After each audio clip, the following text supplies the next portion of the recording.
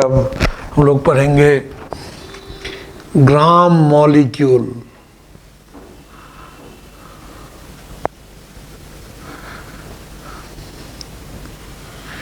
Gram molecule ये भी term उसी के लिए यूज करते हैं जो सब्सटेंस मॉलिक्यूल के रूप में एग्जिस्ट करता है। तो ग्राम मॉलिक्यूल ये ग्राम एटम की तरह ही है। जैसे बताए थे ग्राम एटम क्या है, किसी भी एलिमेंट का ग्राम एटम उसके एटॉमिक मास के बराबर होता है। किसी भी एलिमेंट का ग्राम एटम एटॉमिक मास के ही बराबर होता है, रिलेटिव एटॉमिक मास के, लेकिन वहाँ AMU नहीं लिखकर ग्राम लिखते हैं ग्राम में। तो ग्राम मॉलिक्यूल क्या हो जाएगा, 1 gram molecule,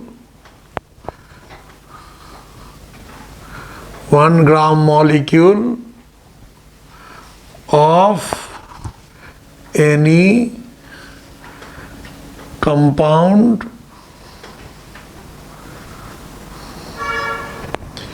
is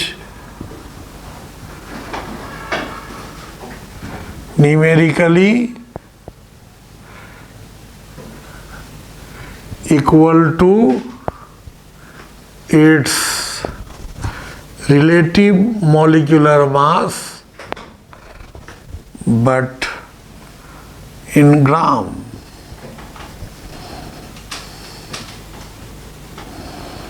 but in gram. जैसे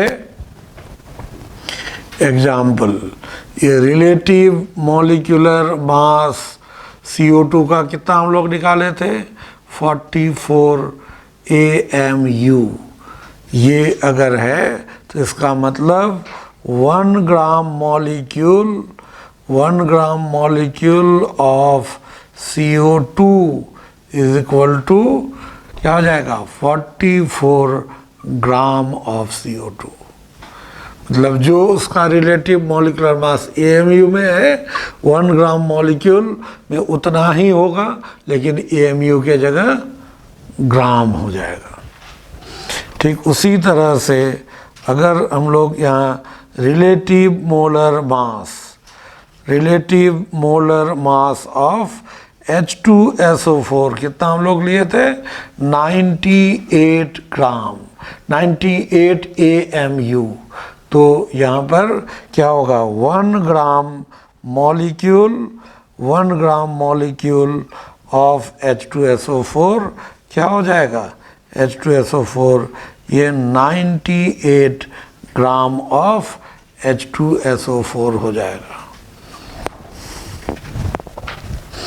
उसी तरह से अगर हम लोग लेते हैं कि relative molar mass of C6H12O6 glucose, इसका 180 AMU था, तो यहाँ पर क्या हो जाएगा, 1 ग्राम मॉलिक्यूल क्या हो जाएगा, 1 gram molecule of C6H12O6 equal to कितना हो जाएगा, इसका 180 ग्राम ऑफ C6H12O6।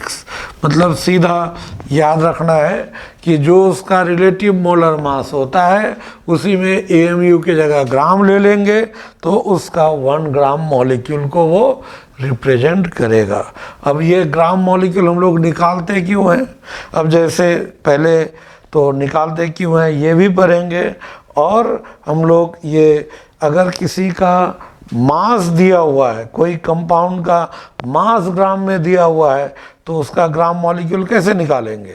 अब जैसे 180 ग्राम में 1 ग्राम मॉलिक्यूल, तो अगर मान लेते हैं उसका 500 ग्राम दिया हुआ है तो कितना ग्राम मॉलिक्यूल होगा। तो जैसे हम लोग लिखेंगे यहाँ पर 180 ग्राम में 1 ग्राम मॉलिक्यूल, तो 1 ग्राम में कितना, 1/180, तो 500 में कितना, 500/180।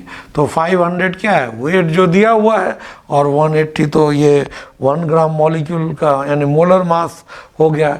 इसीलिए इसका फॉर्मूला क्या हो जाएगा, ये जो हम लोग लेते हैं नंबर ऑफ ग्राम मॉलिक्यूल्स का फॉर्मूला क्या होगा, नंबर ऑफ ग्राम मॉलिक्यूल्स कैसे, अभी बताया ना कि मान लीजिए हम लोग को 500 ग्राम C6H12O6 दिया हुआ है और इसमें कितना ग्राम मॉलिक्यूल है वो निकालना है। तो हम लोग क्या करेंगे, तो C6H12O6 का 180 ग्राम में 1 ग्राम मॉलिक्यूल, तो 180 ग्राम में 1 ग्राम, तो 1 ग्राम मॉलिक्यूल, तो 1 ग्राम में कितना, 1 ग्राम में यहाँ पर कितना हो जाएगा, 1 ग्राम में 1/180 ग्राम मॉलिक्यूल। तो अगर 500 ग्राम में कितना, तो 500/180, तो 500 क्या है, उसका मास। तो यहाँ नंबर ऑफ ग्राम मॉलिक्यूल हो गया मास in gram, mass in gram bye 180, तो उसका रिलेटिव मोलर मास हो गया। तो रिलेटिव मोलर मास ये और मास इन ग्राम, ये जो होगा इसको डिवाइड करेंगे, या हम लोग को क्या मिल जाएगा, नंबर ऑफ ग्राम मॉलिक्यूल्स। और ये निकालते क्यों हैं, नंबर ऑफ ग्राम मॉलिक्यूल क्यों निकाले, ये नंबर ऑफ मॉलिक्यूल फाइंड करने में मदद करेगा। जैसे पूछेगा 500 ग्राम अगर ये ग्लूकोज है उसमें कितने मॉलिक्यूल होंगे, तो कितने मॉलिक्यूल होंगे इस चीज़ को पता करना है। तो उसके लिए हम लोग क्या करेंगे, पहले number of gram molecule find करेंगे। तो यहाँ होता है क्या, 1 gram molecule, 1 gram molecule of any compound, 1 gram molecule of any compound has 6.022 into 10 to the power 23 molecules। इतना, इसीलिए हम लोग क्या करेंगे, नंबर ऑफ ग्राम मॉलिक्यूल निकाल कर इतना से मल्टीप्लाई कर देंगे तो नंबर ऑफ मॉलिक्यूल्स निकल जाएगा।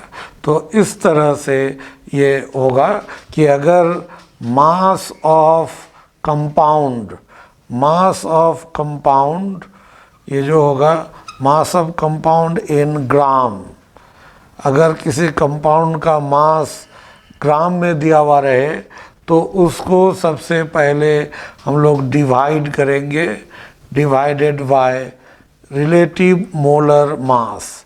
इसे डिवाइड करेंगे तो मिल जाएगा नंबर ऑफ ग्राम मॉलिक्यूल्स, और नंबर ऑफ ग्राम मॉलिक्यूल्स जब मिल जाएगा तो इसको फिर हम लोग क्या करेंगे, मल्टीप्लाई करेंगे 6.022 इंटू 10 टू द पावर 23 से।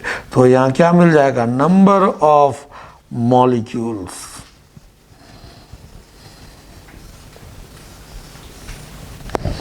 नंबर ऑफ मॉलिक्यूल्स मिल जाएगा।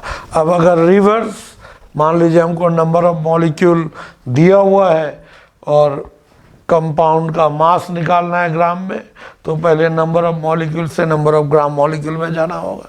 तो बैक जाएंगे तो इधर जाने से मल्टीप्लाई हुआ था, तो बैक होने का मतलब डिवाइड करना होगा। तो नंबर ऑफ मॉलिक्यूल को इससे डिवाइड करेंगे, नंबर ऑफ ग्राम मॉलिक्यूल मिलेगा, और नंबर ऑफ ग्राम मॉलिक्यूल इधर जाएंगे तो डिवाइड की जगह मल्टीप्लाई करना होगा, रिलेटिव मोलर मास से मल्टीप्लाई करेंगे, हम लोग को mass of the compound in gram मिल जाएगा।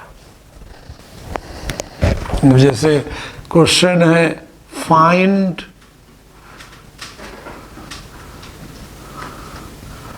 द नंबर ऑफ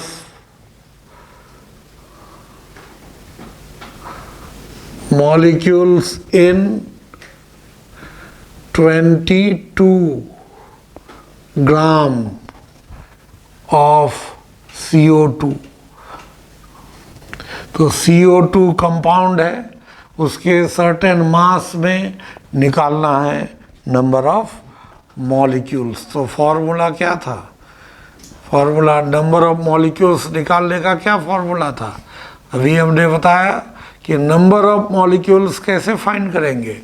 तो जो मास दिया हुआ है, मास इन ग्राम, और उसको रिलेटिव मोलर मास से डिवाइड करके फिर मल्टीप्लाई करना है किससे, 6.022 इंटू 10 टू द पावर 23 से। तो यहाँ मास कितना दिया हुआ है ग्राम में 22। रिलेटिव मोलर मास CO2 का कितना होता है 44 इंटू 6.022 इंटू 10⁻23। तो ये तो 2 टाइम्स 2 और यहाँ होगा तो 3.011 इंटू 10⁻23। इतने मॉलिक्यूल्स होंगे।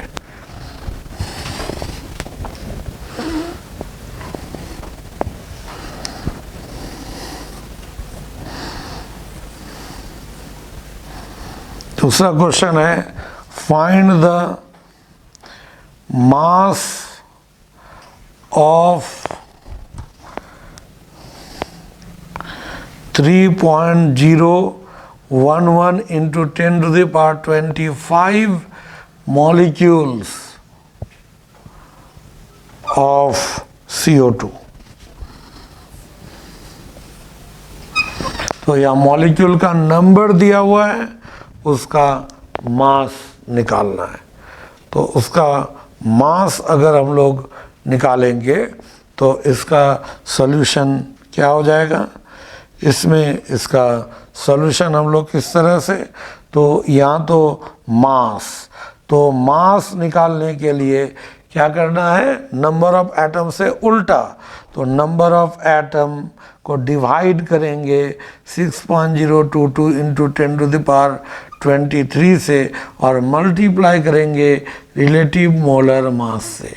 तो नंबर ऑफ मॉलिक्यूल्स कितना है 3.011 into 10⁻25 by 6.022 into 10⁻23 into relative molar mass CO2 का 44।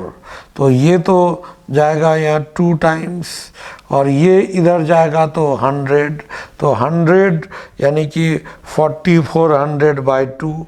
तो यहाँ कितना हो जाएगा 2200 ग्राम हो जाएगा। 2200 ग्राम को हम लोग अगर लिख सकते हैं तो 2.2 kg हो जाएगा। तो अगर मॉलिक्यूल का नंबर दिया हुआ है उसमें हम लोग को निकाल सकते हैं मास। अब देखिए एक क्वेश्चन इस टाइप से है, फाइंड द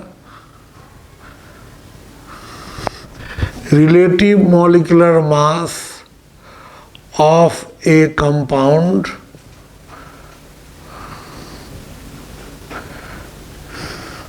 if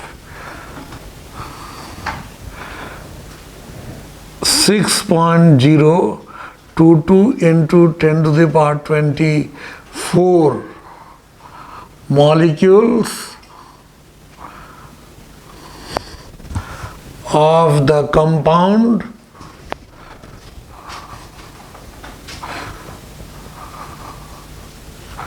weighs 200 ग्राम। ये थोड़ा सा डिफरेंट कि कोई एक कंपाउंड है उसके इतना मॉलिक्यूल का मास 200 ग्राम है, तो उसका रिलेटिव मॉलिक्यूलर मास क्या होगा। तो अभी हम लोगों ने यहाँ पढ़ा कि mass is equal to number of molecule by इतना इंटू रिलेटिव मॉलिक्यूलर मास, और वहाँ रिलेटिव मॉलिक्यूलर मास पूछा जा रहा है। तो रिलेटिव मॉलिक्यूलर मास अगर इधर रखेंगे तो क्या हो जाएगा, ये मास इंटू इतना divided by number of atoms. तो यहाँ सोल्यूशन क्या हो जाएगा, इस तरह से लिख सकते हैं कि relative molecular mass is equal to क्या हो जाएगा, यहाँ उधर ये एब्सोल्यूट मास हो गया इंटू 6.022 इंटू 10⁻23 बाय क्या हो जाएगा नंबर ऑफ एटम्स। तो यहाँ मास कितना दिया हुआ है, मास तो है 200 और 6.022 इंटू 10⁻23 बाय 6.022 इंटू 10⁻24। ये कट जाएगा और ये कट जाएगा तो नीचे 10 होगा, ये कट गया तो कितना हो जाएगा 20, यानी रिलेटिव मॉलिक्यूलर मास कितना हो जाएगा 20 हो जाएगा। तो अगर किसी कंपाउंड अननोन कंपाउंड है, उसका सर्टेन एटम्स का नंबर दिया हुआ है, सर्टेन मॉलिक्यूल का नंबर, उसका मास, तो उससे रिलेटिव मोलर मास निकाल सकते हैं। देखिए कुल मिलाकर ये देखना है, यहाँ 3 ही क्वांटिटी है, एक relative molar mass, mass in ग्राम और नंबर ऑफ मॉलिक्यूल्स। ये 3 में से कोई भी 2 दिया हुआ रहेगा, तीसरा निकल जाएगा। इसमें जो हम लोग शुरू में लिखे, number of molecule is equal to mass in gram by relative molar mass into ये, यहाँ पर ये बेसिक फार्मूला है। और इसमें 3 क्वांटिटी है, ये और ये 3 क्वांटिटी है, ये तो फिक्स है। तो ये 3 क्वांटिटी में इसमें से कोई 2 पता रहेगा, तीसरा निकल जाएगा। जैसे इस क्वेश्चन में मास दिया हुआ है और CO2 का रिलेटिव मोलर मास हमें पता है, ये 2 पता है, ये निकालने दिया गया है ना। दूसरा क्वेश्चन में क्या है, नंबर ऑफ मॉलिक्यूल्स दिया हुआ है और CO2 है, तो रिलेटिव मोलर मास और मास निकालने का है। इस 3 में ये 2 है, ये निकल गया। तीसरा क्वेश्चन में क्या है, तीसरा में नंबर ऑफ मॉलिक्यूल दिया हुआ है और मास दिया हुआ है, और ये तो हम लोग को पता है, यहाँ रिलेटिव मोलर मास निकालना है।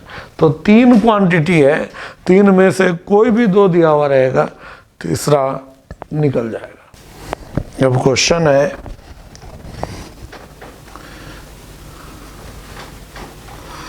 Find the number of atoms in 1.6 gram of CH4। तो इस क्वेश्चन में थोड़ा ध्यान देने लायक बात ये क्या है कि ये CH4 एक कंपाउंड है और कंपाउंड का मास दिया हुआ है। तो हम लोग को उसमें कंपाउंड का छोटा पार्टिकल तो मॉलिक्यूल होता है, यहाँ हमें एटम निकालने कहा है, ये तो मॉलिक्यूल होता है। तो अगर कंपाउंड की बात की जा रही है, उसमें तो पहले हम लोग नंबर ऑफ मॉलिक्यूल्स ही निकालेंगे।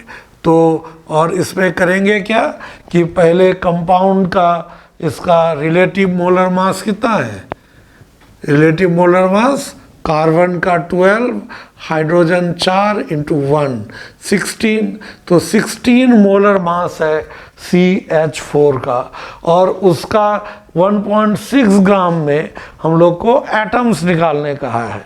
तो ये कंपाउंड है, तो कंपाउंड में तो मॉलिक्यूल होता है और एटम मॉलिक्यूल से छोटा है।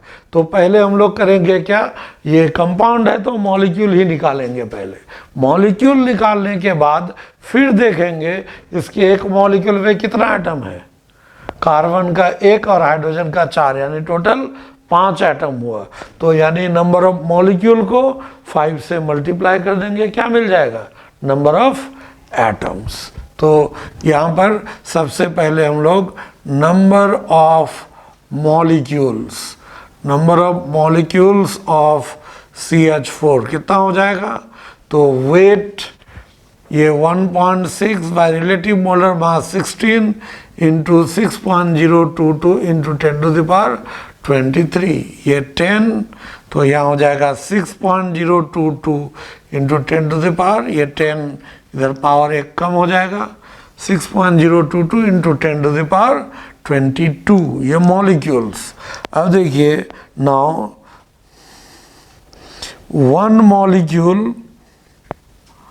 one molecule of CH4, one molecule of CH4 has 5 atoms, 5 atoms, इसीलिए क्या हो जाएगा, so number of atoms is equal to क्या हो जाएगा, 5 into number of molecules, 5 into number of molecules। तो 5 into molecule कितना, 6.022 into 10⁻22, तो यहाँ हो जाएगा 5 2 जा 10, 5 2 जा 10 और 1 11, ये पॉइंट, तो ये 30 into 10⁻22, तो ये हो जाएगा 3.011 into 10⁻23, ये हो जाएगा इस तरह से number of atoms.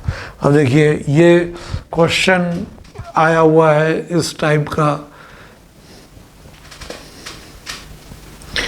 Find the number of electrons, ये IIT में पूछा हुआ है, number of electrons in 1.7 gram of NH3। अब NH3 तो कंपाउंड है, ये IIT में पूछा हुआ क्वेश्चन है।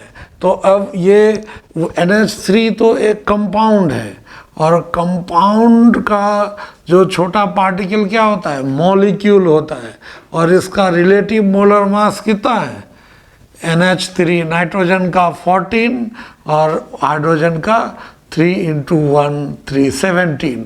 तो ये एक कंपाउंड है, इसका छोटा पार्टिकल मॉलिक्यूल है, लेकिन यहाँ कह रहा है हमें इलेक्ट्रॉन निकालना है। इलेक्ट्रॉन तो मॉलिक्यूल से भी छोटा है, इलेक्ट्रॉन मॉलिक्यूल से छोटा है, एटम एटम से छोटा इलेक्ट्रॉन।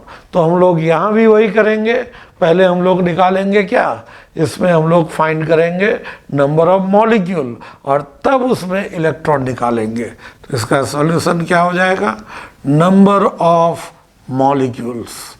नंबर ऑफ मॉलिक्यूल्स का फॉर्मूला क्या होता है, mass in gram by relative molar mass into Avogadro number.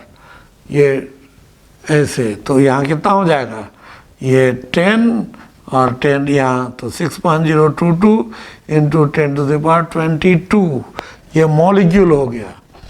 और 1 molecule of NH3, 1 molecule of NH3 has कितना इलेक्ट्रॉन,